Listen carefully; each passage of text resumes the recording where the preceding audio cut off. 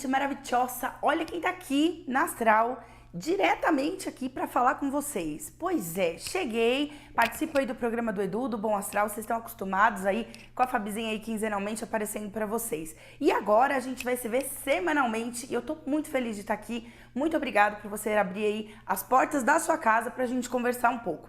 Como alguns sabem, né, eu sou astróloga e eu sou taróloga. Alguns não sabem ainda, então eu vou me apresentar. Eu sou a Fabi Fortunato, o meu canal chama-se Astrologice. Por isso que a gente tem aqui o nome do programa com Astrologice e vai ser A Energia Não Mente. Por que será? Né, minha gente? Então agora a gente vai começar a perceber um pouquinho mais, entrar um pouquinho mais no mundo das energias. Vamos desmistificar algumas coisas para que a gente entenda o quanto é importante a gente se conectar com as energias que estão disponíveis pra gente. Esse é o nosso álibi, essa é a nossa mágica, isso é a nossa maior força. Tá? E hoje, pra gente fazer esse programa de estreia, eu já quero dizer pra vocês que a gente vai falar sobre tarô.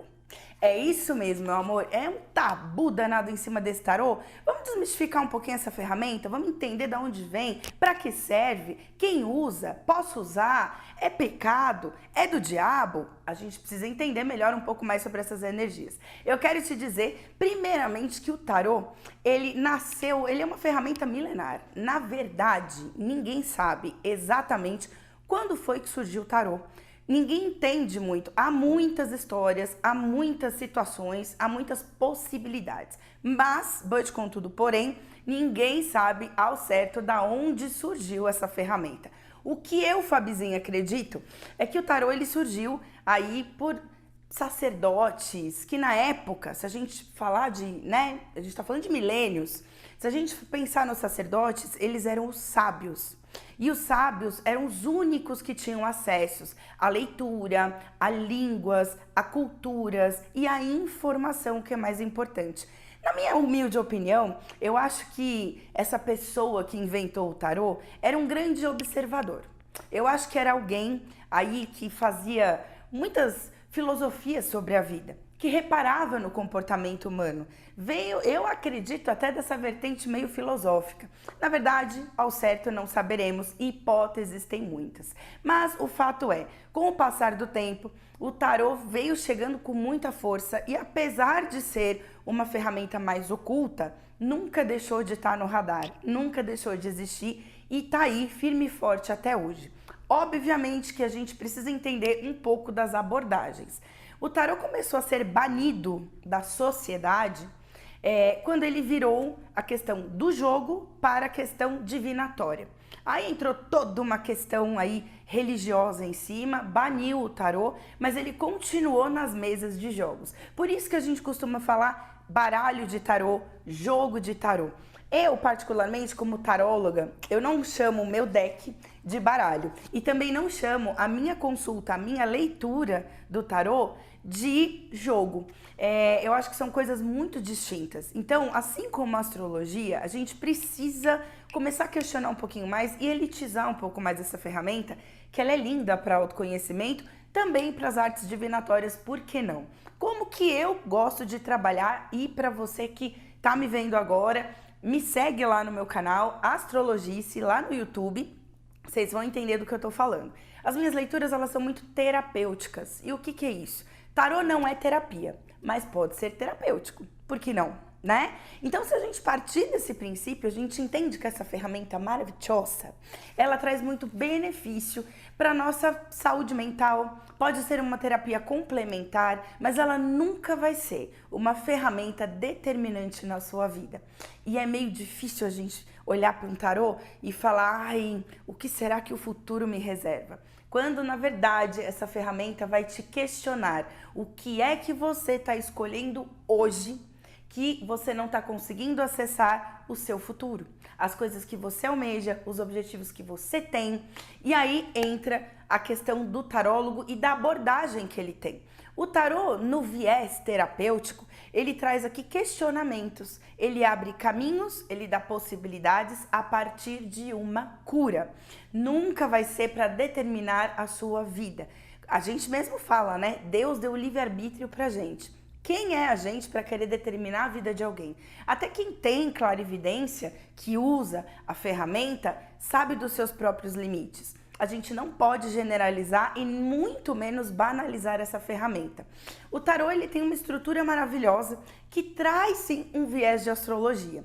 Claro, quem é tarólogo não precisa ser astrólogo, quem é astrólogo não precisa ser tarólogo, mas tem um viés de astrologia muito legal. Por quê? A base dele é composta pelos 22 arcanos maiores, que são os grandes trunfos, os grandes mistérios da vida. E o que são esses trunfos? Como eu estudo tarô voltado para o psicológico, eu gosto muito da teoria de Jung. Jung foi um psicanalista, um médico, discípulo de Freud, olha o peso disso. E eu consegui achar lá no começo da minha caminhada um curso que trouxesse esse viés psicológico. Ser terapeuta de alma, eu acho que é muito sobre isso, sabe? Então, eu fui buscar este caminho qual eu me identifico mais. E eu comecei a perceber que fazia muito sentido a gente trazer os arcanos do tarô como arquétipo. E o que é um arquétipo? É uma força universal. Fabi, pelo amor de Deus, tá falando grego. O que é força universal? São energias. Eu vou te dar alguns exemplos aqui, eu tenho certeza que você vai saber do que eu tô falando. Vamos supor, o arquétipo da mãe, né? Um monte de pessoas, um monte de mães aqui estão assistindo a Fabizinha aqui agora na TV Astral. E eu tenho certeza que vocês vão se identificar com esse arquétipo. Qual é o arquétipo da mãe? É aquele que nutre, é aquele que dá vida, é aquele que alimenta, é aquele que dá afeto, é a beleza de poder nutrir o outro ou nutrir-se. Quando a gente fala dessa força universal, que todo mundo tem em mente, que faz parte do mundo maternar, a gente está falando da Imperatriz, que é um arcano do tarô maravilhoso. Se a gente tem o pai, a gente tem o bispo, a religião, a gente tem a donzela, a gente tem o solitário, a gente tem o velho sábio, a gente tem muitos arcanos. No total, arquétipos são infinitos, né? Mas no tarô nós temos 22 trunfos arquetípicos principais, tá? Esses trunfos, essas forças, o tarô mesmo nasceu daí. Então a gente tem 22 pessoas, 22 forças, 22 energias para a gente conseguir entender melhor, racionalizar melhor, que conta a história do herói. E quem é este herói? Esse herói é você, esse herói sou eu. A jornada do herói, para quem conhece aí, curiosidades eu vou trazer para vocês, viu? Para quem conhece aí, a jornada do herói, até o cinema usa, as telenovelas usam, é um roteiro, né, do herói, como ele nasce e até onde ele morre, onde ele renasce, onde ele surge. Todo herói tem a sua jornada. Eu gosto muito, acho que eu trago muitos exemplos aí pra vocês no programa do Edu, que vocês entendem que é os filmes da Disney, por exemplo. Vamos falar uma aqui muito conhecido, o Rei Leão. Quem é o herói? O Simba. E ele tem personagens e ele percorre toda uma história até ele superar algo e assumir o seu próprio reinado. Na história da vida, trazendo isso pra gente, não é tão diferente assim. Todos nós somos o herói, a heroína da nossa jornada. E o tarô mostra pra gente qual é a etapa deste caminho que a gente está vivendo.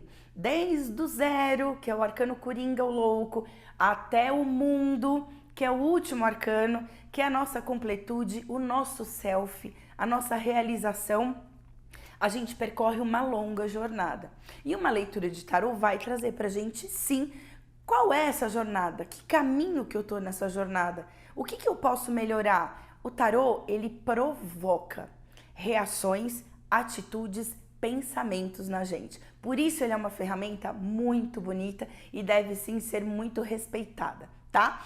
Aí a gente, com o tempo, né, agregou-se ao tarô até para ele virar um jogo, o que a história para mim é um pouco contraditória, os 4 naipes, né? A gente tem ouros, paus, copas e espadas. Cada um desses naipes está ligado sim a um aspecto astrológico muito interessante. A gente está falando dos 4 elementos. A gente está falando de água, fogo, terra e ar. Olha só, e tem sim uma pitada de astrologia. Eu acho que o tarô é uma grande junção de muitos estudos ocultistas.